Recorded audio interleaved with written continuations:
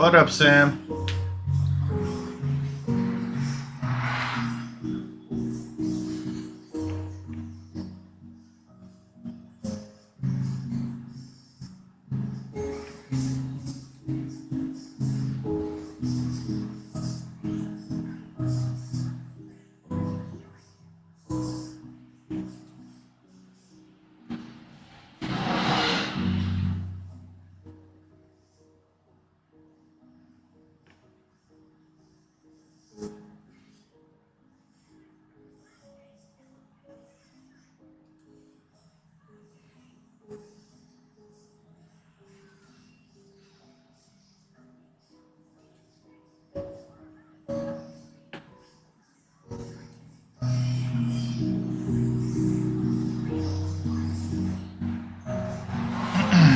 Thank you, bro.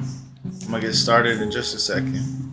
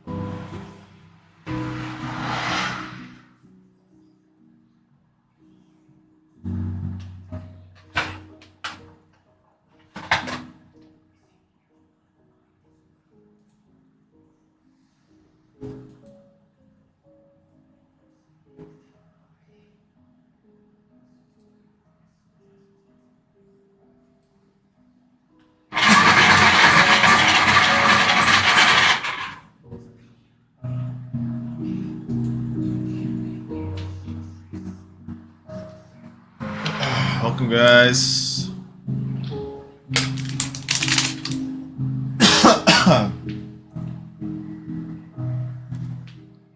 Uh-oh.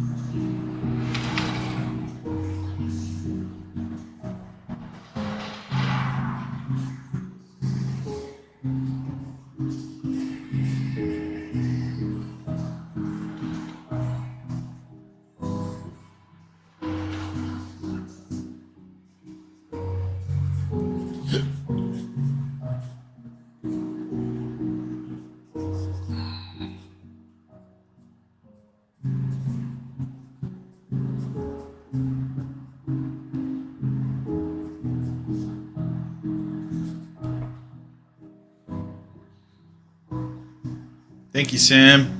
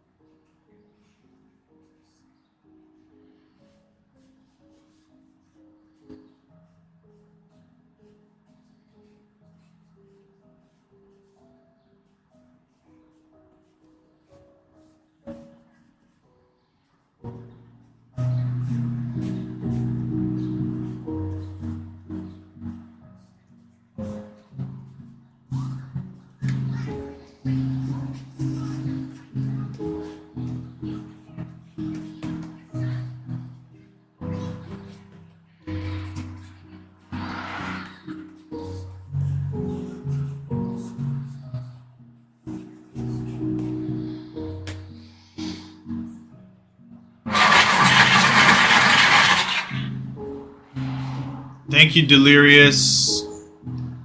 Thank you, Sam.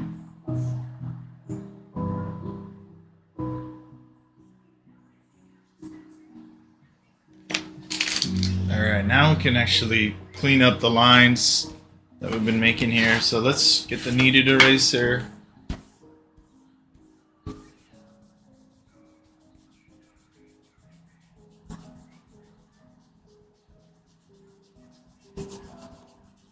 Okay, go in with some ink.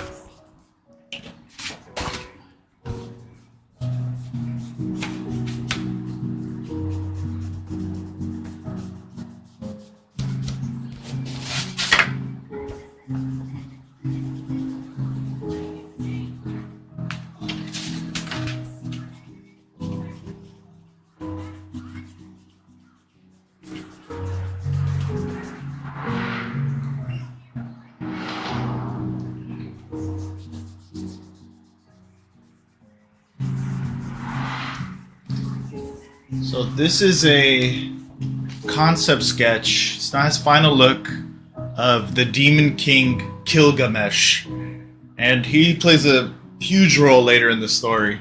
But for part one of Demonation, you're just gonna hear legends about this guy and how the demon people hate him, and that he sort of abandoned them because they're so weak compared to him. And he went off to the old world and did his own thing. That's all I'm gonna say. But Gilgamesh, he's a savage fighter, a huge demon, a giant demon, and he makes most of demon kind roll in their bed out of fear, and have nightmares because of what he did in the past to them. He's really strong. He's probably as strong, if not stronger, than the guy that created the cloud, Ranji, the old guy. He's up there in power. He's diamond class for sure. He's diamond class territory, which is the highest rank, highest class. I can give.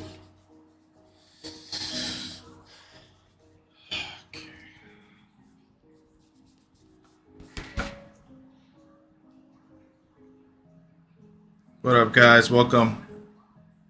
So let's just go in with some ink.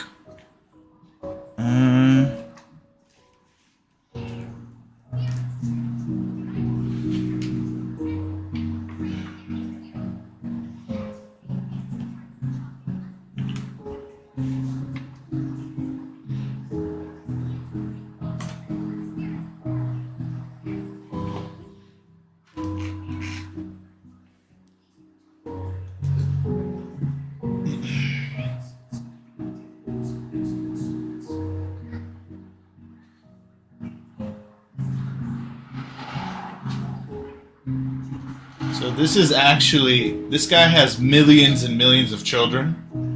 He's trying to sort of create a threat for himself. So he's like, you know what, I'm so strong, I'm just gonna try to create a threat for myself. And so he's got a bunch of kids, rejected, failed kids in his eyes, that he just sort of sold off into, the druid market, and they're known to be very savage. Senbai, the blue-haired character in Demonation, one of the main characters, he is one of the millions of kids related to this guy.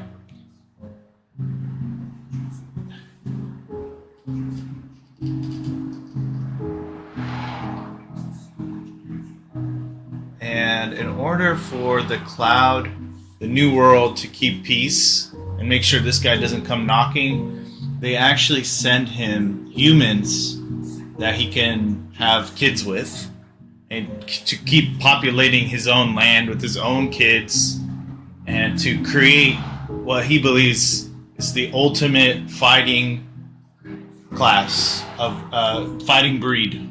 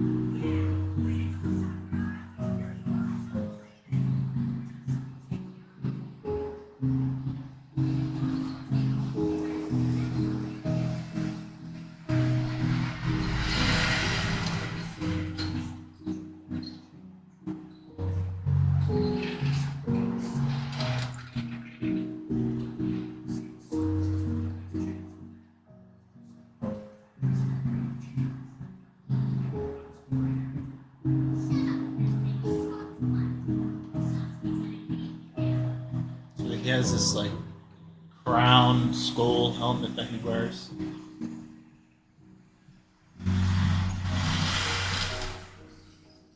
That his hair kind of comes out of in the cracks of the skull.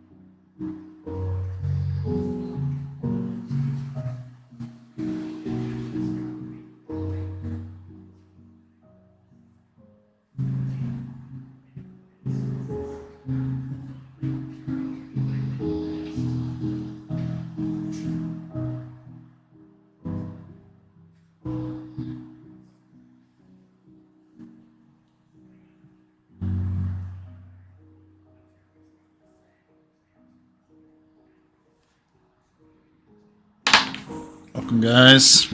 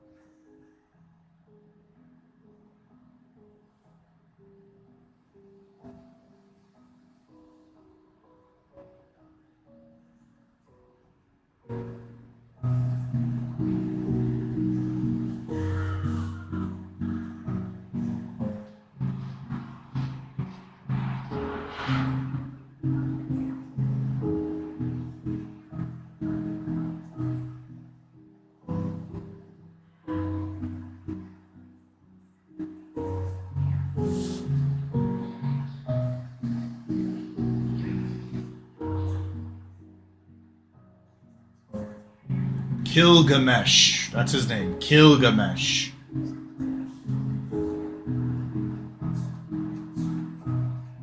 The Demon King. The Berserker Demon King. Scary. He's scary.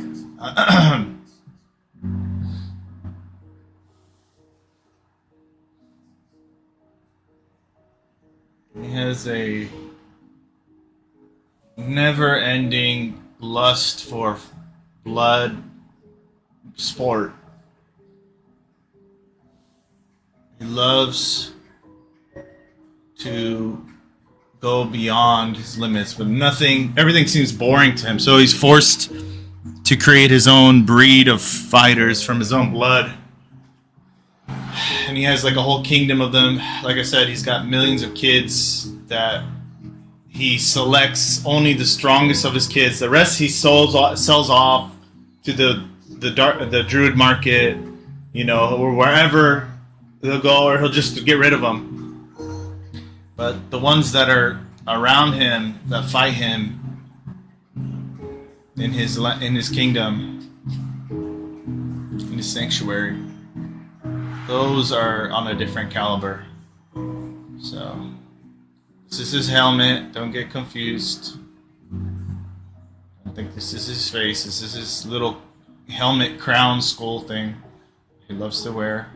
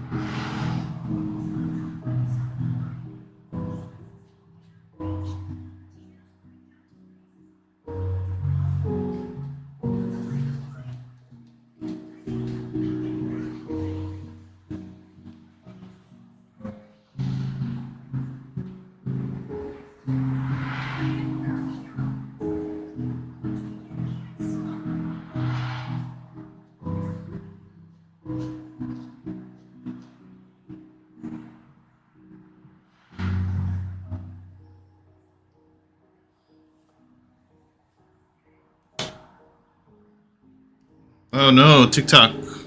My phone is dying. Hold up, guys.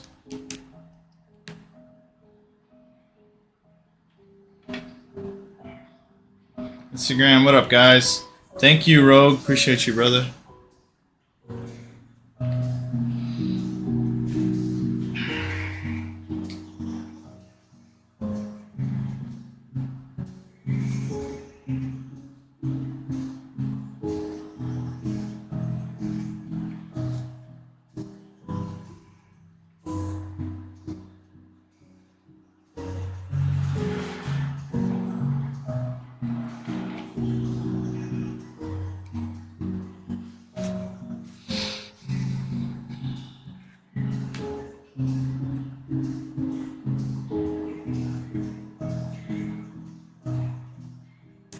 Uh-oh. It's at 1%. I put it in the charger, so if it dies, my bad, guys, on TikTok.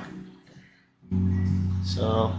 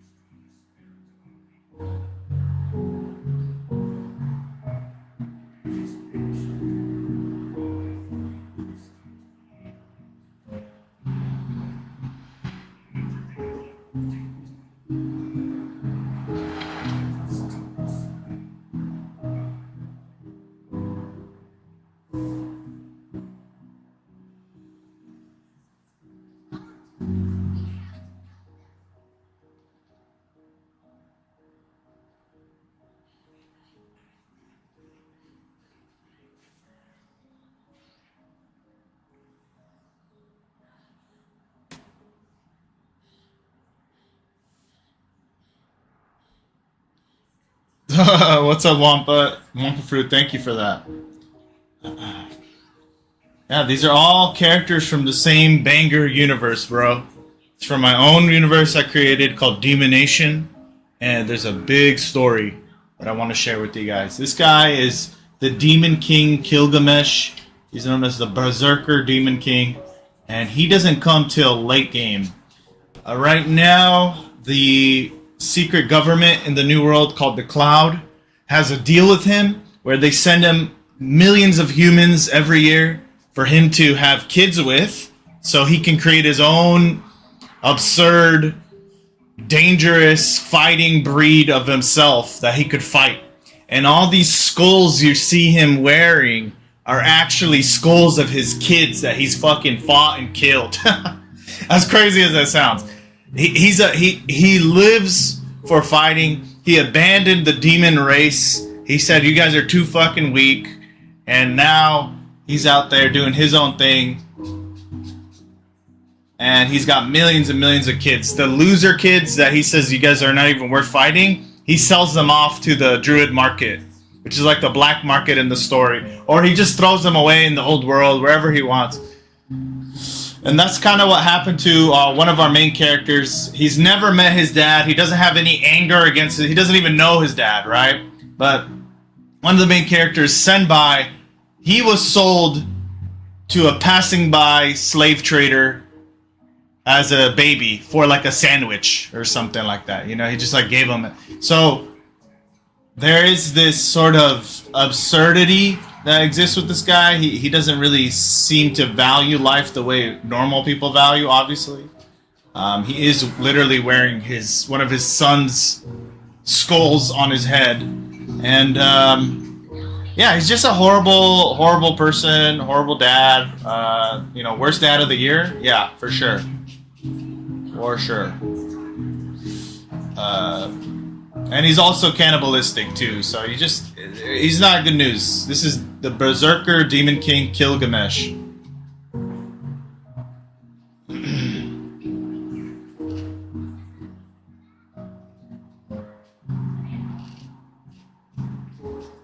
And this is just a concept sketch of him. Since I'm so far away from when he becomes relevant in the story. In the part 1 of the story, you're only going to hear rumors about this guy, him talked about like in sort of like lore references in the story.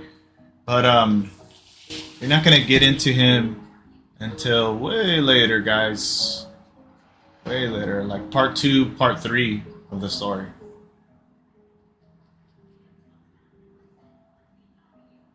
At least that's the plan. We'll see what happens.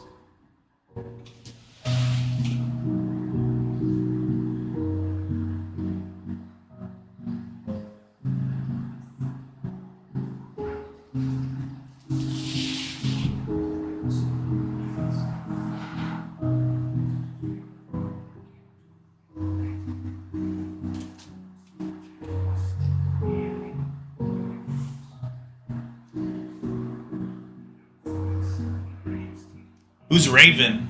Oh, Raven from Teen Titans? I gotta look into that guy's lore. Thank you, Sam. So, blue hair guy is his father? Senbai, yeah. He has also the same hair. They're known for that. I see the white hair kid's father. No, not the white hair kid. The blue hair guy. This guy, Senbai. I'll show you. Like I said, it's really important to know that Senbai doesn't have no daddy issues. Thankfully, he's never met his dad after he was born. He was just deemed to be weak. And so he was sold off, traded. Many kids, many of Gilgamesh's kids are sold off or, like I said, left to die in the old world or to figure it out.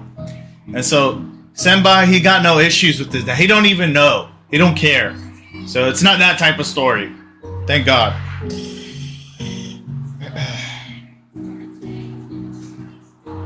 But let's just say if Senbai wants to know more about himself, he's going to eventually have to meet his dad. Hey, what's up, bro? Gilgamesh. His name is Gilgamesh. He's a giant. He is huge. He's a demon berserker, demon king. That's what he is. Like I said, he abandoned his people. Just like he abandons his weakling children.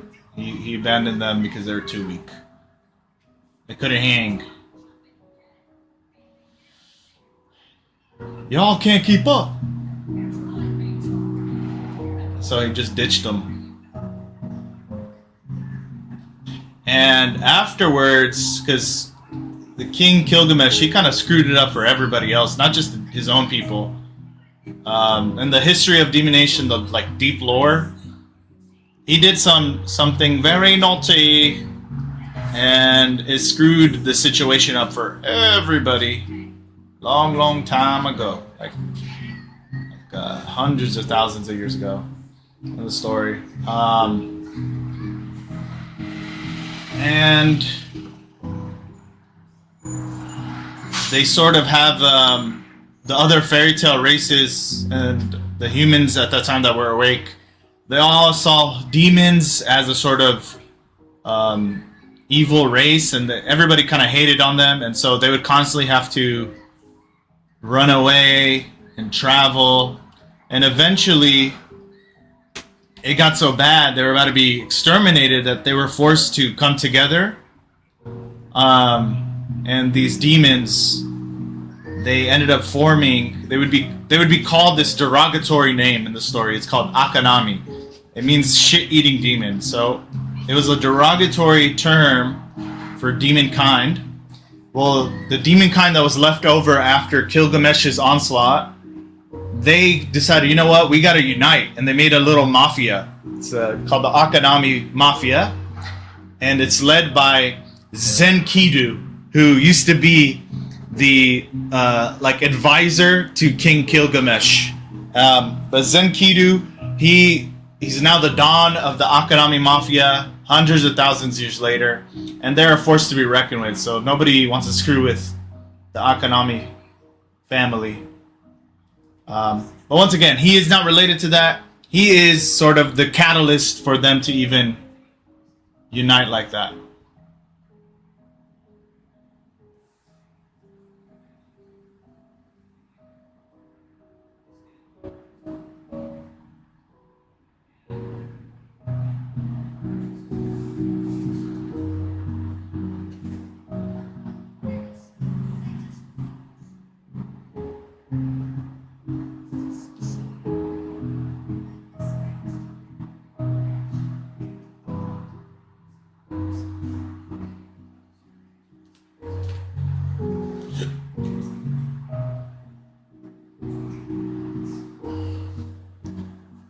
Wait, are there angels in Demonation? No, they're not angels in the story. There are these beings called heralds, but they're not a race. They're sort of a technology, if I could put it in that way. They're like a organic technology. But the closest thing you can say to angels that exist, which they're not friendly in the story, they're called devas. And they come in way later. They come in part 3, when the doors of Paradestiny open, and the devas come through, and you have the final World War sanctuary occurring.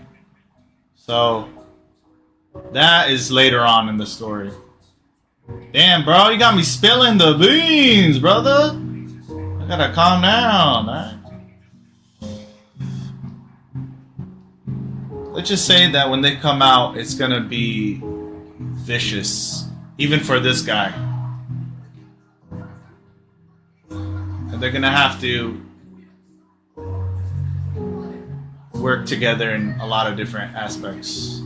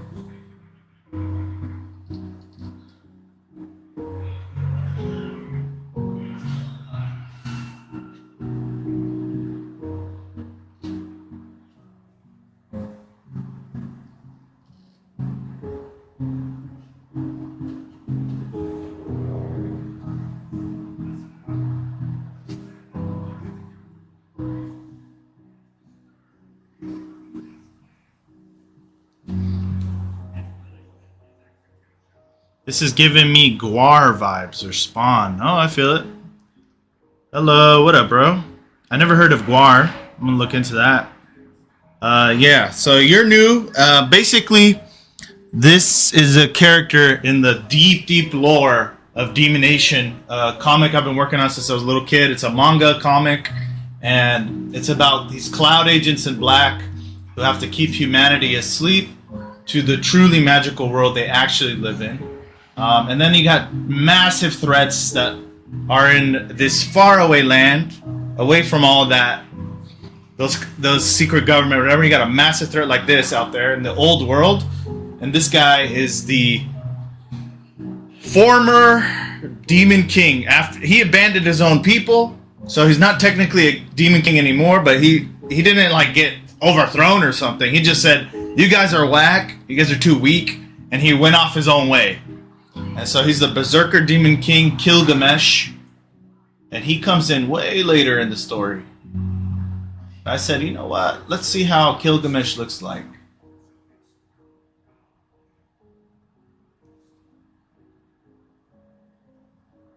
Come on out. Did the ink dry already?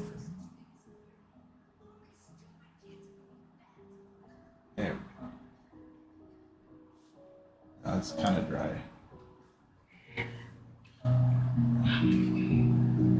Thank you for the follow. I'm a huge horror manga collector. Dope. Yeah, this guy is horrifying for sure. So you see these skulls that he has around his body? Those are actually how do I put this? I have to set it up actually before I tell you. Basically, he abandoned his people, the demon race, because they're too weak, and he's like, you know what? I'm gonna make my own brand new freaking demon race, and they're all gonna be directly related to me, and only the strongest will be around, and I'll fight them to the death, because this guy's obsessed with fighting. He's a barbaric kind of person, right? And what happened is for the secret government, the Cloud, to keep peace in their little bubble that they live in from this guy and many other things, they send him millions of humans for him to have kids with for him, so they can have peace. And when he has those kids, he only keeps the strongest ones, and he fights them to the death. And so these skulls, as you see, are actually his children that were really strong that he defeated, and he wears them like a crown, bro. He's a horrible, immoral person, but he's really dope.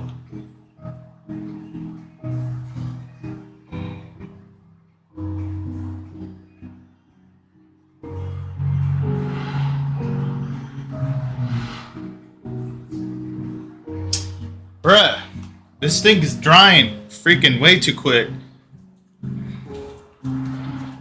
Thank you.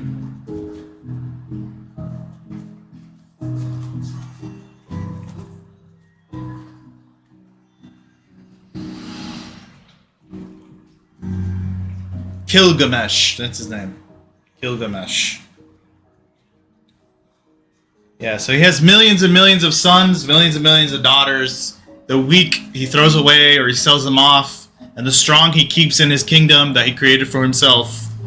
And he just sort of dukes it out with all of them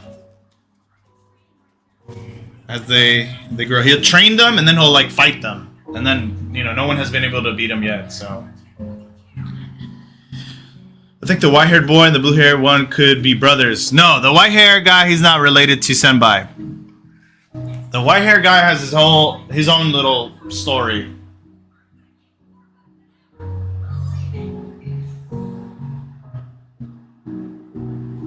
So I don't know if you remember, Sam, but in my story, every soul has a calling, and a calling is a sort of unique power that belongs to that person, right? And that they can awaken, it can manifest in their life. Depending on the quality of your soul, if it's high in destruction, high in creation, high in preservation, it will determine your personality and if you're a threat to the system and all these things. But it'll also give a hint on what your calling is and how you would fight, because people who are high in destruction can't access moves that are high in preservation or higher in creation, right? So there's this sort of balance, you could say, like, to simplify it, rock, paper, scissors. You know, they're not the same, they're all distinct, but you can have some crossing that occurs.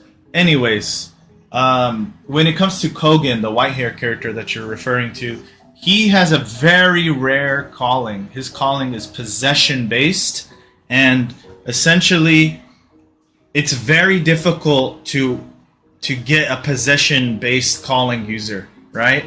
And other types, there's other things, but let's just say that the Goblin Mafia, the Stiltskin Mafia, that's what they're called. They have a obsession with trying to get certain types of callings for their own use, right? And they figured out ways and techniques to kind of produce that effect, you know? So Kogan, his backstory has to do more with that.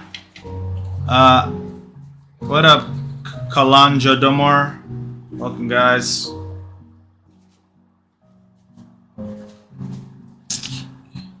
Okay, I'm getting irritated with this freaking nib, man. I hate that it dries so quick. I want to finish. Come on.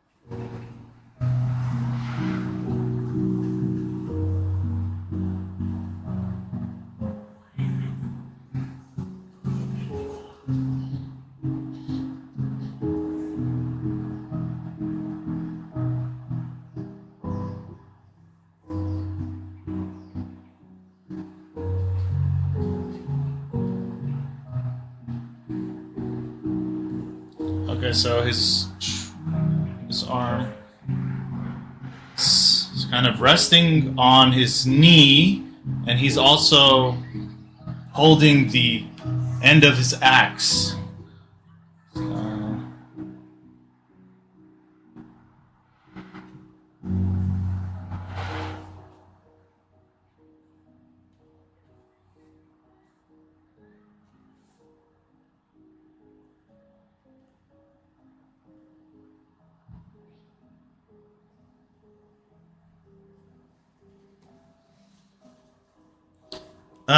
When will he fight his dad? That's a great question.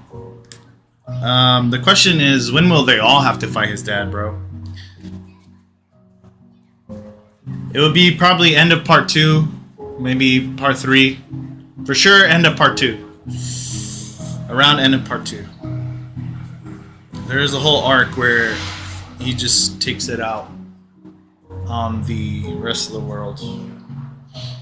The rest of the old and new world, living and dead.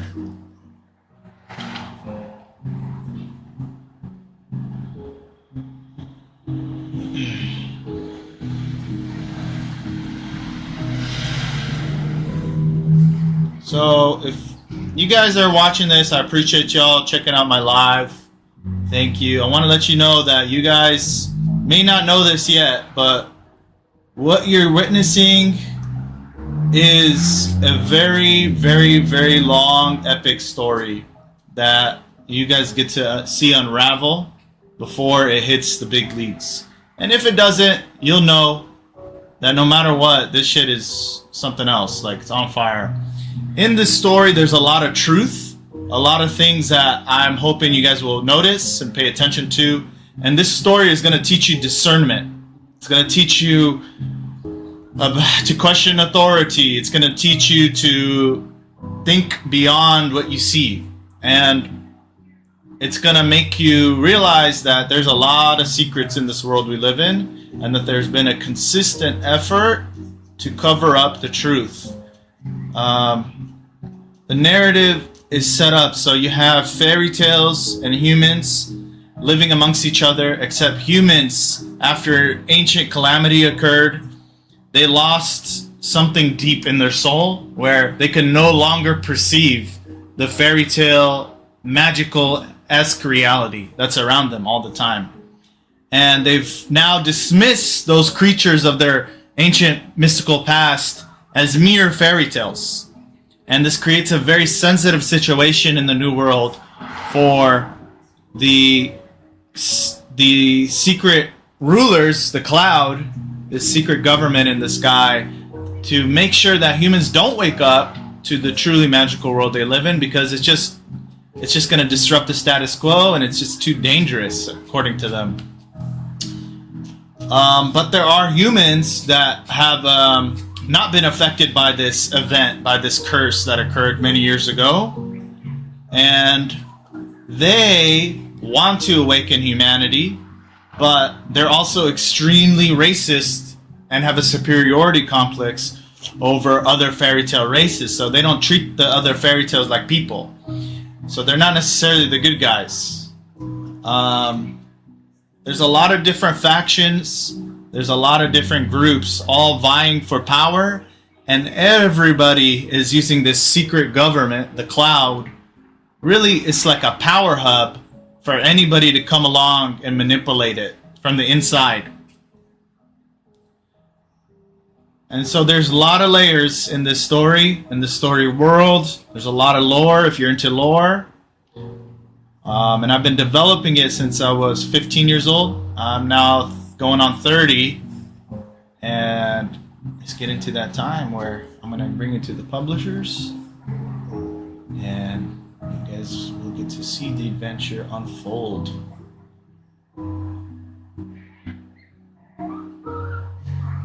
But once again, I appreciate y'all.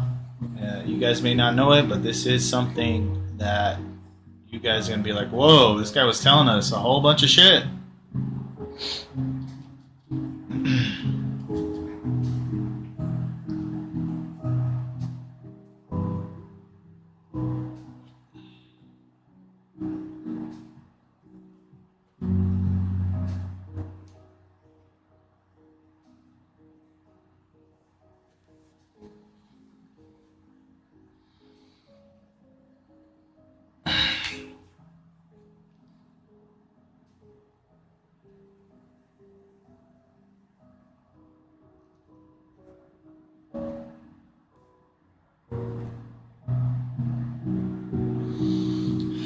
So in the story world, there's going to be an event that occurs that forces humanity to wake up. But there's forces, evil forces, that want to manipulate the way humanity wakes up. The sleeping portion of humanity. And when they wake up, they want to wake them up in a fear-driven state where you can then use that to wage war against the fairy tales and create more and more destruction and confusion in the world. And on the flip side, you have these fairy tale mafias and fairy tale terrorists in the New World, where they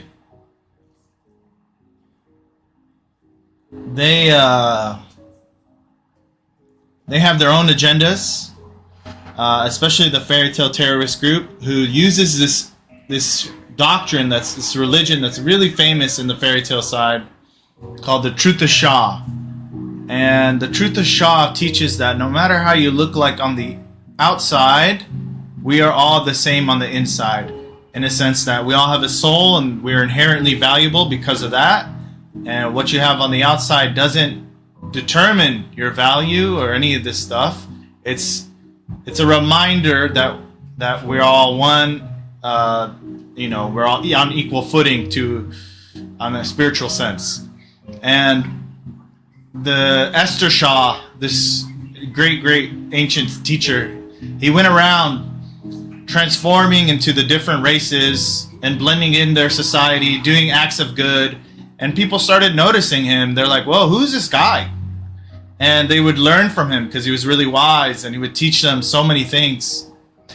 And eventually, though, in the future, you have this group of fairy tale terrorists who took the Truth of Shah and sort of flipped it on its head and said, Yeah, everybody's equal on the inside, sure, except humans. Because we found out when humans wake up to the truth, they are monsters. They are actually monsters.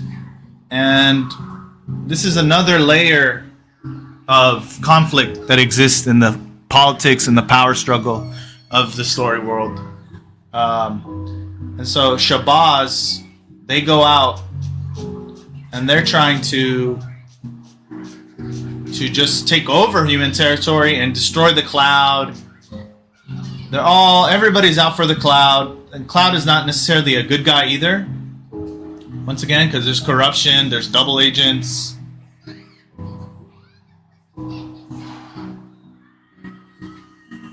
Yes. So there's a lot.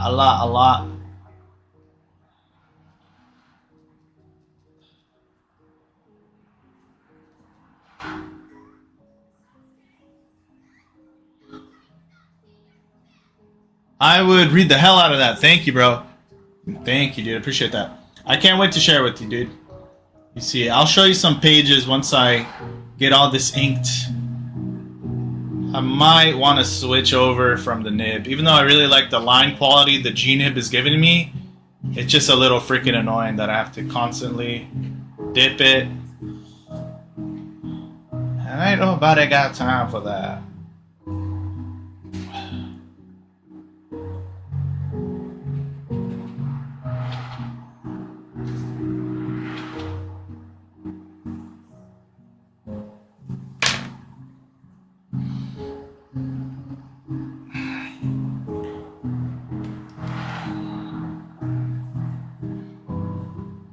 Yeah, so I'm not hiding nothing except like, things I don't want to spoil for you guys. I probably spoiled a little bit, but you guys are like I said, you guys are the OGs in this journey.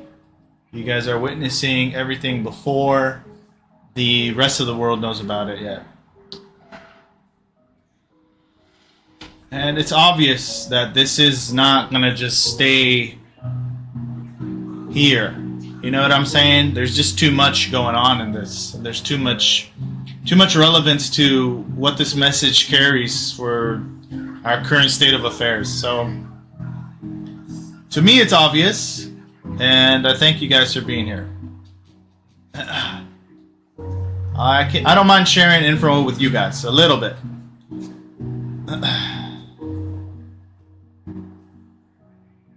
This honestly takes out everything that's out right now, and I'm not even joking about that. That's the crazy thing is, I'm not someone who just makes bold claims like this. From what I've seen, because I'm the actual first reader, the first viewer, I know quality, and I could tell you right now, bro, I've been developing it for so long. It really is one of the only things that it was so entertaining to me and so interesting to me that I decided to fully commit into art, into this path, because of this very long story. And I've been on it, y'all. I've been on it. I've been secretly, slowly refining it and making sure I prepare everything before I just go and have these editors sort of like tell me how to tell my story, when in reality it's, nah, man, I have this shit all planned out. You guys gonna have to work with me if you want to change stuff. They will literally have to take a class in the story. I've made slides for them. Let me put it that way. I've made a whole database for them so they can have an easy time.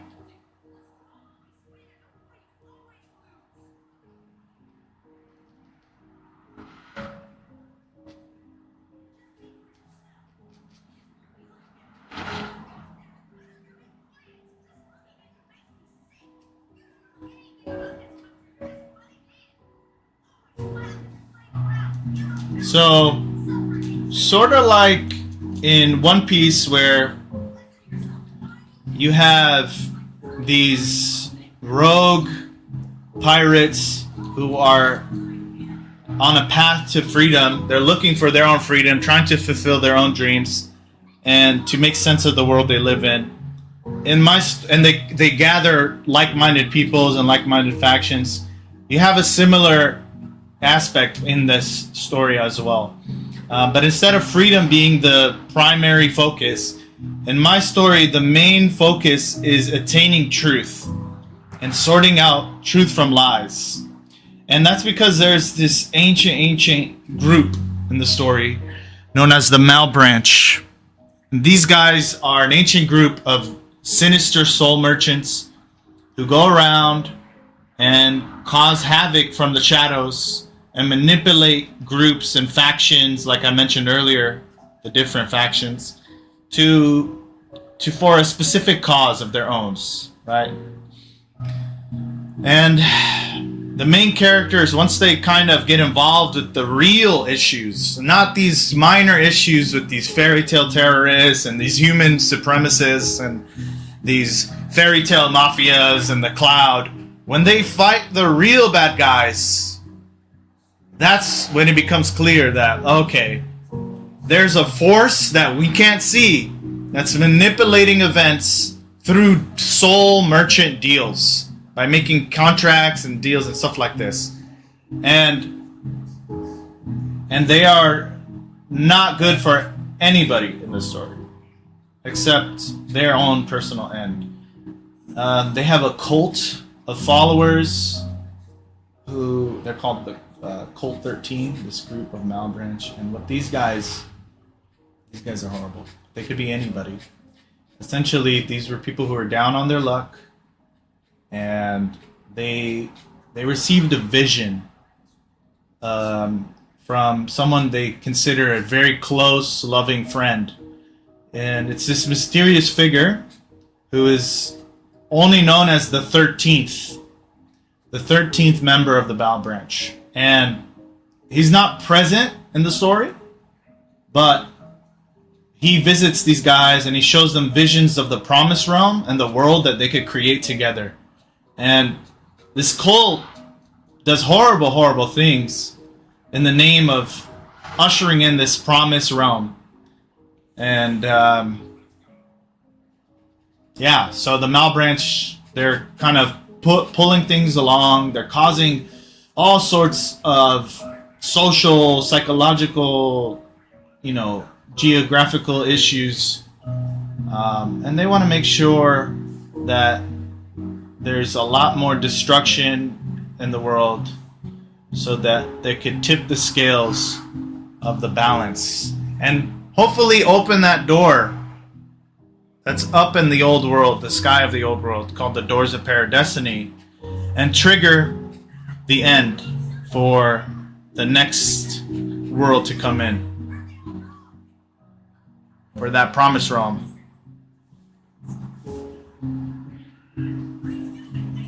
What up, KZP? Thank you, Neon. Thank you for the follow. Thank you, guys. Thank you, Boyle. Appreciate you. It's going good, KZ. How you doing?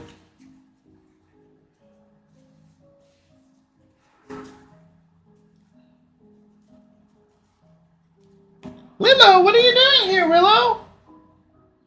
You guys want to see Willow? Come here, Willow.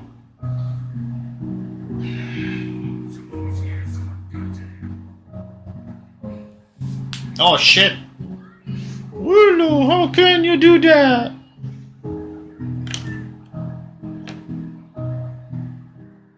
He's like, I don't want to be here. Well, too bad.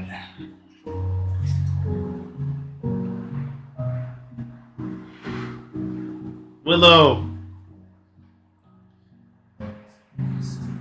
You guys on YouTube, you can kind of see him. He's camera shy. Get the heck out of here. Why are you in the room? Get the heck out of here, buddy.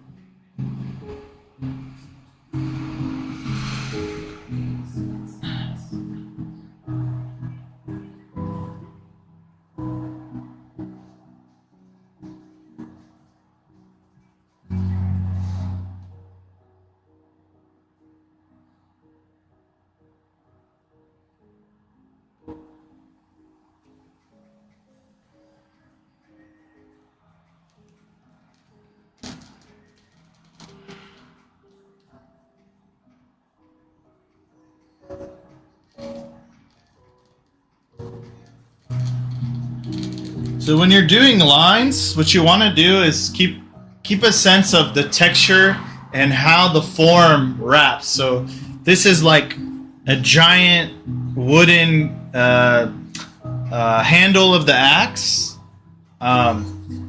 It's probably like a special kind of tree, but it's holding the axe. So I'm thinking of it like a piece of wood. I'm thinking of it like a tree, and I'm trying to thin and add thickness and thinness around its outline to imply the form.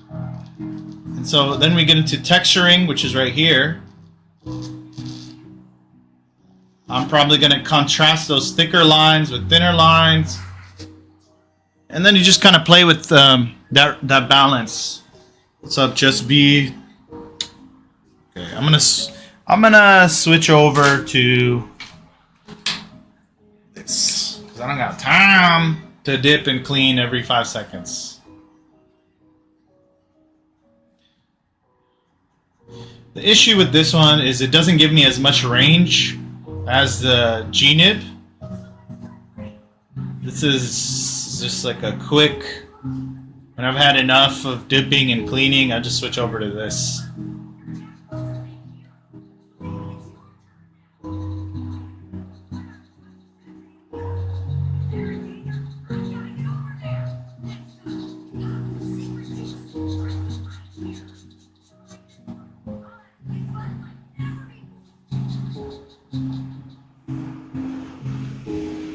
Okay, let's not worry about hatching and shading right now. Let's just lock in the forms.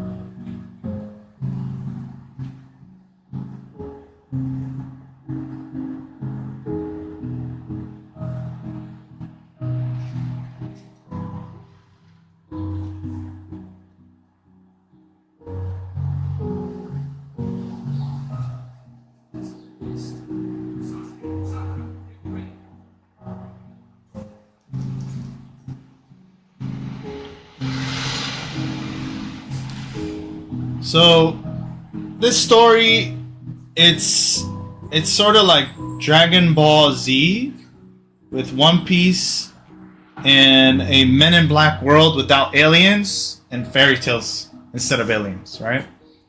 So that means that there's characters that are as strong and could probably destroy a whole universe if they wanted to multiverse, to characters who are as weak as they can't even destroy a wall. You know what I'm saying? So there's like a whole spectrum of that.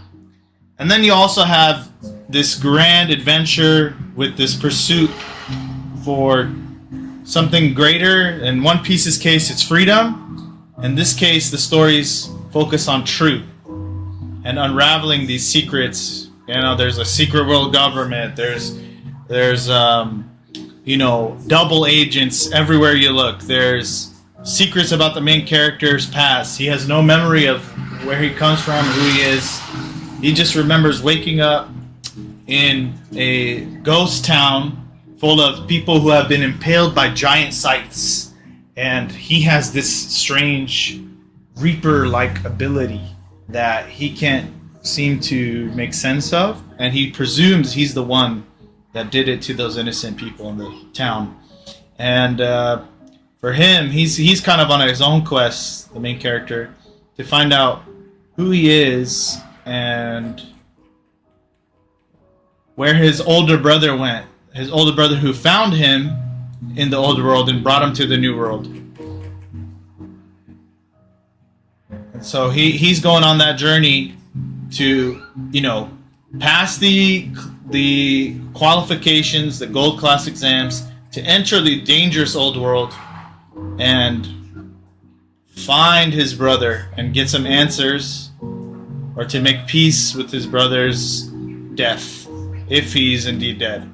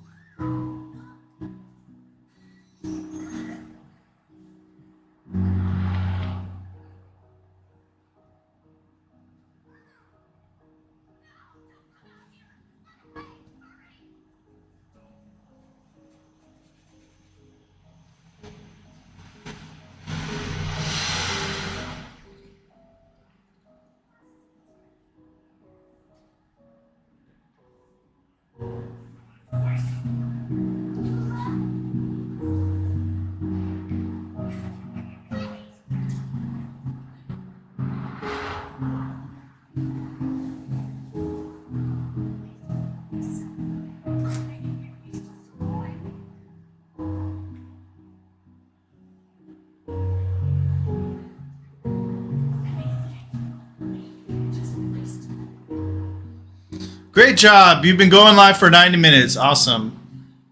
Let me see if I missed any comments.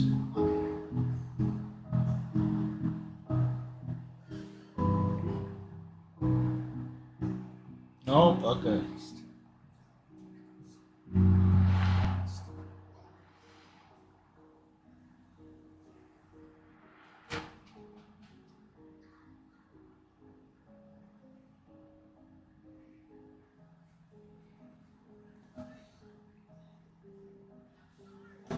I need a refill. Yeah, there's still some. I think I have enough.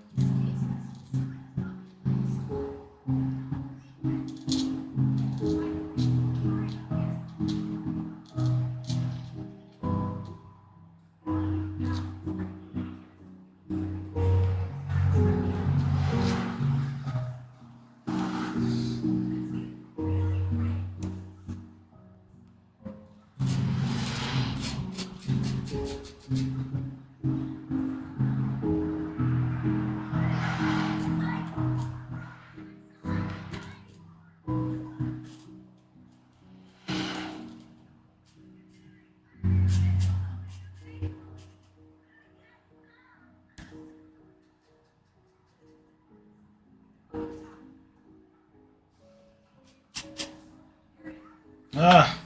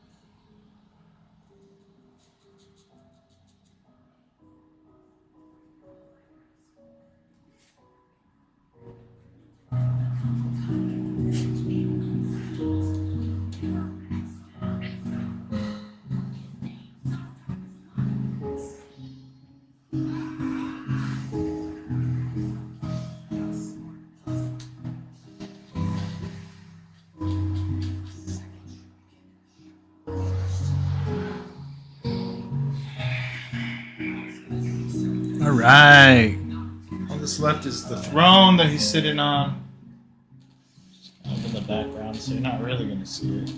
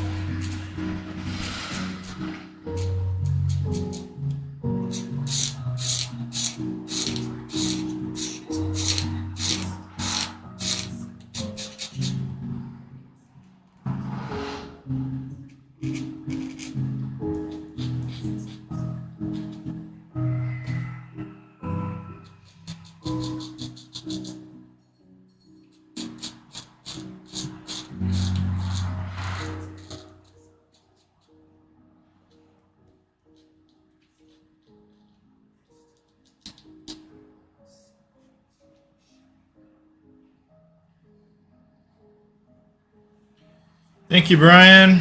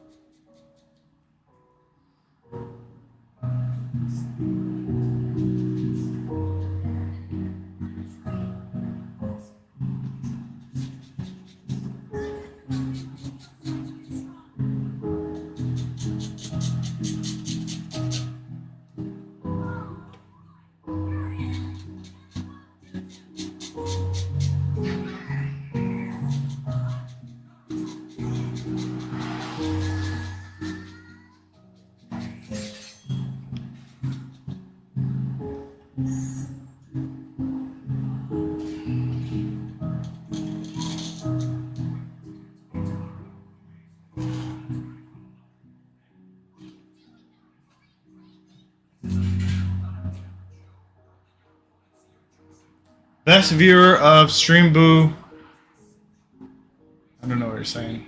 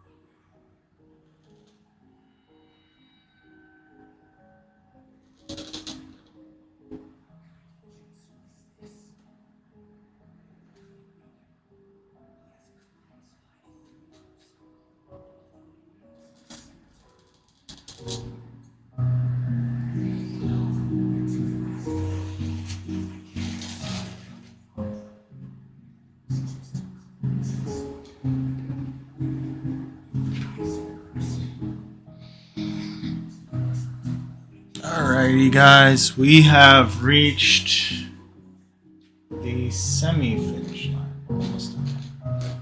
Just got like some things. I'm not gonna do all the hatching for this, since this was just sort of an exploration. Spent a little too much time on it, but I don't mind, because ultimately it's all going into the major story. So it's all development.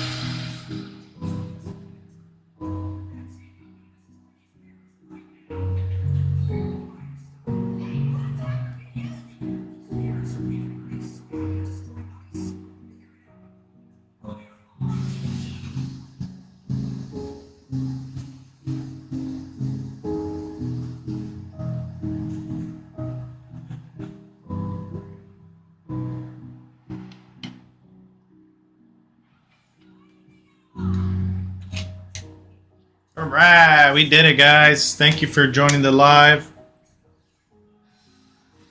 Are you where you want to be with art? I'm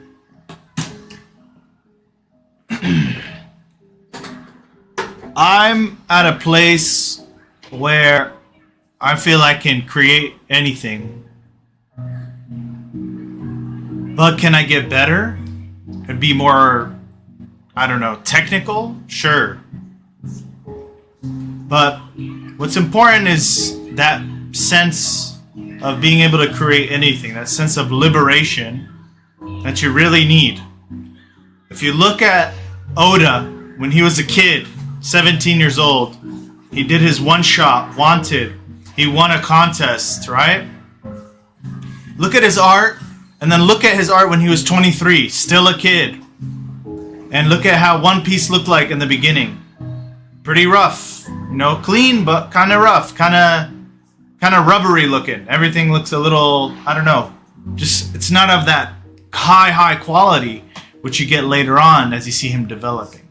So I'm at a place where by the Japanese standard, I'm ready to go, right? The American standard, because we're so critical and we're so, you know, uptight, we need to have a person be the fucking, have all the painterly fine art skills down, have everything. I'm not trying to play their game. What I'm interested in is playing the game of the people who are actually winning, which is the Japanese when it comes to comics. They're the ones keeping it alive, and what they're doing is they're allowing people who are in junior high, high school to come and show their stories, show their art, and they're developing them. And they're actually giving them real world opportunities. And so that's what I want to see here in the States. That's my goal, is to establish that for you guys, establish that for the community of creators out here. And I would say that I'm pretty damn good enough. So, alrighty, guys, we reached the finish line. I thank you guys for joining. Thank you, Rel. Appreciate you, bro. Appreciate you, Sam. Appreciate you guys. I'll be seeing y'all. Okay, I'm gonna end the live, alright?